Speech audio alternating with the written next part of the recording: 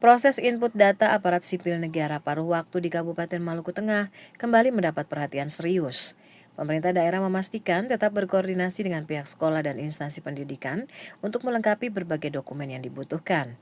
Kepala BKP SDM Maluku Tengah, Sah Alim Latukonsina, yang dikonfirmasi Senin kemarin menjelaskan, penginputan data yang sempat tertunda kini mulai menunjukkan progres positif.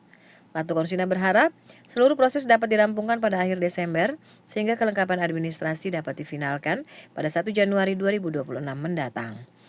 Namun proses ini masih menghadapi kendala teknis, di mana seluruh dokumen tidak lagi diserahkan secara fisik, melainkan harus diunggah melalui sistem yang disediakan BKN Regional 4 Makassar. Kendala pada sistem inilah yang kerap memperlambat verifikasi keabsahan dokumen. Latukonsina menyatakan telah menyiapkan seluruh kelengkapan administrasi sesuai permintaan Badan Kepegawaian Negara dan siap melanjutkan seluruh tahapan yang diperlukan. Tapi dia tetap berproses atau dalam proses penginputan yang mudah-mudahan bukan di tahun ini ya, mudah-mudahan di Januari sejalan dengan itu kan prosesnya dia sudah nampak penginputannya di Desember, berarti kan peningkatannya per 1 Januari.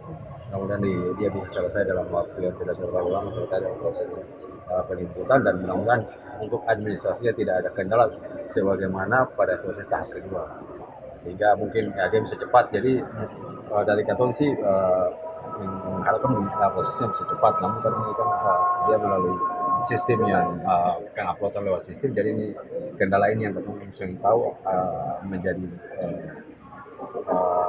hal bagi pihak di BKN Regional 4 Makassar terkait dengan keabsahan daripada dokumen.